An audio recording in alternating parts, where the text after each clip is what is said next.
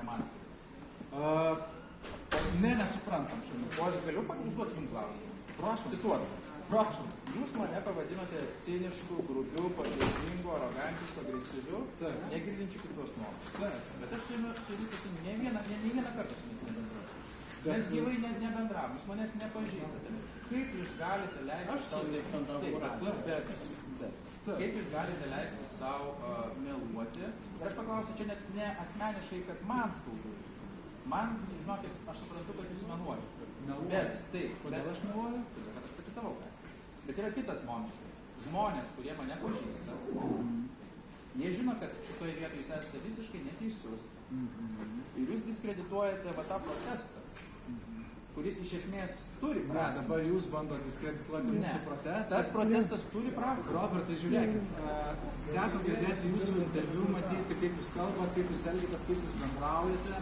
Ir iš to buvo sustaryta nuomonė, kurią aš tikrai galiu apie jūs turėti. Ir tai nėra joks melas, tai yra mano... Bet šmeižtas, jūs šmeižėte jį. Šmeižėte kandidatą. Nuomonė susidaryti... Prašau, nerėk man jausios. Žodžiais kalba. Jeigu jūs man atrodo Vieša. tai aš galiu apie tai ir pasakyti. Jūs esate viešas asmuo, politikas, ir man jūsų tokios savybės tokios ir atrodo. Tai atrodo, bet jūs necituojat nieko, jūs pats išgalvojat. Gerai. Jūs nerėkaukit. Kokiais žodžiais jūsų tas draugas kalba? Myšti, ką jis rašo Facebook'e? Neskaitau aš jo. Tai paskaitykit, kaip jis rašo. Jis be žodžio myšti kitų nemoka žodžių. Pasyviai agresyvus žmogus. Tai aš jau pasakiau, tai nėra joks melas, tai yra labai normalu turėti, tiesiog mane irgi gali turėti įvairiausias nuomonės. Bet aš norėčiau, kad jūs pradžiai su manim pabendrautumėt ir tada nuomonę susidarytumėt, nes aš apie jūsų nuomonės neturiu jokios. Ir apie tai aš irgi turiu apie jūsų. Tai mes su jumis Teko matyti jūsų pokalbį su Robertu radijoje, kaip jūs labai grubiai atsakinėjate, kaip jūs neklausote argumentų. O kas jūs tik esate, atsiprašau, kas jūs tik esate? Mes esame Lietuvos piliečiai. Aš irgi Lietuvos pilietis, nu? O kodėl jūs rėkiate? Noriu rėkiau. Kodėl jūs rėkiate? Kodėl aš negaliu rėkauti? Tai va, jūs tokie kandidatai. Jie nekalba, jie kaltina ir šmeižia. Jūs parodot savo kultūrą. Čia nekultūringi žmonės šitokie kaip jūs, tik tai galit ginti šitokį žmogų. Jūs esate įtikimi. Jūs jau daug metų partijai įtinkate ir taip puikiai daro, dabar bandote ir mum įtikti. Jūs negirdite kitos nuomonės. Aš jums dabar sakau kitą nuomonę, jūs jos negirdite. Kokia yra jūsų kita nuomonė? Bet jūs esate tinkamas kandidatas. Ar yra tinkamas kandidatas, sprendžia premjerė ir prezidentas? Nu taip, tai mes ir laukiam jūsų sprendimų. Sprendžia lygiai taip pat balsuodami, sprendžia. Žmonės su daugybę metų patirtimi krašto apsaugoje gali dirbti šitą darbą. Jūs esate ką? Versle padirbęs, vadyba užsiėmęs, šiek tiek NSGK pasėdėjęs. Ir dabar jau galite iškart tokiu metu, kai jau vyksta hibridinės atakos, jūs dabar būsit mūsų krašto apsaugos ministrų. Pats svarbiausias ministras šiuo metu. Tai skamba absurdiškai. Aš, pavyzdžiui, gal noriu, kad jums chirurginę operaciją padarysiu. Aš esu mokykloje Varlę operavęs. Taip, šiokia tokia patirtis. Galima dabar jums operaciją atlikti, pavyzdžiui. Pasitikėti? Aš visą suprantu. Patirtis. Nėra kariuomenės vadas. Yra šalia kariuomenės vadas, yra šalia kariškiai. Bet krašto apsaugos ministras turi aš labai atsiprašau, kad pertraukiau, bet krašto apsaugos ministras turi išmąstyti krašto apsaugos visą sistemą. Jis turi atstovauti diplomatinę. Jūsų vienintelė patirtis šiuo metu yra komitete pasidėti mėnesį. Kai anksčiau esantis ministras, netgi šiandien sakau, jau minėjau, kad Facebook irgi rašė, žmogus Deividas Šlekys, buvę visi ministrai turėjo ilgametę patirtį, ilgametę diplomatinę patirtį, taip pat turėjo irgi komitetų krašto apsaugos ministerijai. Kodėl jūs dabar, ir kai jūsų irgi partijos nariai, jiems sako, kad jeigu užtenka 3 metų išmokti, tokiu metu, kai vyksta hibridinės atakos, tokiu metu, kai vyksta karas pašonėje, siūlomas esate į ministrus. O aš nežinau, kodėl jūs esate siūlomas į ministrus. Nes labai Ką? Už kokius yra nuopelnus? labai patogus. Už kokius nuopelnus? Jūs sakote, konfliktai komitete, pasėdėti komitete, man Seime. Ir kitas dalykas yra gebėti kurti, gebėti priimti sprendimus. Ir tai aš esu įrodęs. Tik tai jūs to negirdite ir nenorite matyti. Kokie yra jūsų pasiekimai? Kokie sprendimai ir pasiekimai krašto apsaugos? Ką jūs darote, tai yra, jūs diskredituojate iš esmės savo kvestionavimu visą valstybę. Dabar. Tai jūs diskredituojat krašto apsaugos ministerijos poziciją. Aš noriu, žiūrėk, man užtenka pastovėti. Ir principas yra dabar tame, kad valstybė turi užtikrinti saugumą. Prieš tai visi buvę kandidatai, netgi ta pati jūsų buvusi ministrė Šakalienė domėjosi apie krašto apsaugą, jinai ruošiasi šitom pareigom. Aš nesu matęs, kad jūs ruoštumės. Taip jūs galite sakyti, jūsų asmeniniai pažįstami žmonės gali sakyti, bet dabar kaip pats prezidentas yra pasakęs, nėra pasibandymų metų. Jūs į Seimą esate išrinktas pirmą kartą. Prieš tai jūsų patirties aš nesidomiau. Va, esate partinis. Tai jeigu jūs norite būti krašto apsaugos ministru, leiskit man pabaigti.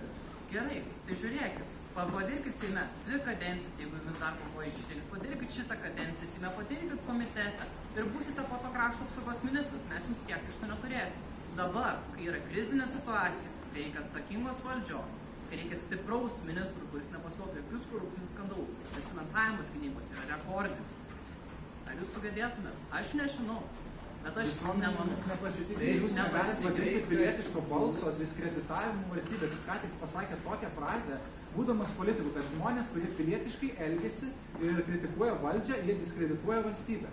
Čia jūsų dabar buvo teiginys, ką jūs pasakyti. Aš cituoju, ką jūs ką tik pasakėte. Savo klausime pateikėte ir atsakymą. Jūs nesidomėjote, jūs nežinote, jūs abejojate. Viskas tvarkoja. Abejoti yra normalu. Šmeižti. Tai nėra šmeižtas. Tai yra šmeižtas. Kiek čia to šmeižta iš jų buvo? Nes jeigu jūs, aš neprivalau jums pažinoti. Aš jūs kviečiu, jūs ateikite, mes papasakosim. Aš ką tik papasakojau viską prezidentui, aš esu papasakojęs viską premjeriai. Jeigu sprendimai yra tokie, vadinasi, jie yra verti. Ir kitas dalykas, tai, ką jūs sakėt, ko jūs nesidomėjau. Aš domėjausi tik tai apie tai, kas yra nacionaliniai politikai. Kodėl, pavyzdžiui, prieš tai buvę kandidatai, kurie turi plačią biografiją, apie jūs klausimus nekyla, apie jumis ir jūsų patirtį, kad ir neaišku, ką jūs veikite, ir kyla didžiuliai klausimai. Ir dar kartą pasikartosiu, dabar nėra eilinė situacija, dabar yra krizinė situacija. Ar jūs galvojate, kad žmonės priimdami sprendimus, juos žiūri neatsakingai? Taip. Jūs klystate. Šitoj vietoje jūs labai klystate. Ir jeigu visą pagarbą, jeigu tai būtų tikrai labai neadekvatus kažkoks sprendimas, labai kiltų daug abejonių dėl mano galimybių, tai žmonių čia būtų ne ten kiek buvo 50-100, sakykime, aš nesuskaičiavau, bet gerokai daugiau, taip kaip buvo per kultūros. Ar jums kyla abejonių dėl savo kandidatūros? Aš jūs girdžiu, aš su jumis kalbu. Man vienintelis dalykas, kas užkliuvo, tai yra šmeižtas, apie kurį... Tai jūs įrodykite teisme, kad aš šmeižtas. Antras... Mano nuomonė apie politiką ir jos asmeninės savybės yra šmeižtas.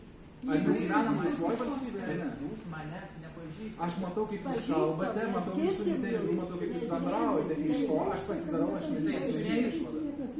Kitas dalykas, vieną klausimą. NATO, ES ir JAV. Mižniai ir tinginiai. Kieno frazė? Kai buvo okupuoti labai... Kieno frazė? Pirmas klausimas. Ar tai yra jūsų frazė? Ar tai yra jūsų frazė? Ir kaip jūs šitą dabar frazę, bet jūs neatsakote į klausimą. Aš noriu atsakyti į klausimą. Kieno tai yra frazė? Jeigu jūs kalbėsite, aš negalėsiu kalbėti, aš negalėsiu atsakyti. Klausimas yra kieno tai yra frazė. Jūs paėmėte 4 komentarus, labai gerus komentarus. Jie buvo parašyti prieš 11 ir 7 metus. Teisingai? Nesvarbu. Ar teisingai? Aš einu link atsakymą. Ar teisingai?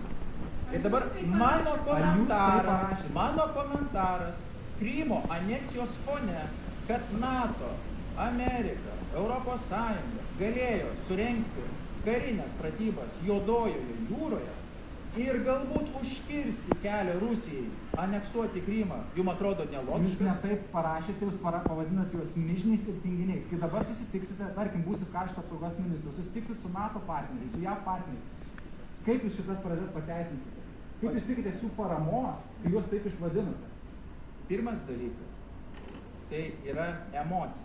Ir be emocijos, be stipros emocijos, niekas neatsibunda. Šiandien mes matom, kad tiek NATO, tiek Amerika, tiek Europa visai kitaip suvokia grėsmes ir yra atsibudę. Jūs juos vis dar laikot mižniais ir tinginiais? Šiai dienai ne. Tai kai neturit kompetencijos, lieka tik emocija? Kodėl jūs taip sakote? Nu, jūs sakot, kad svarbu emocija.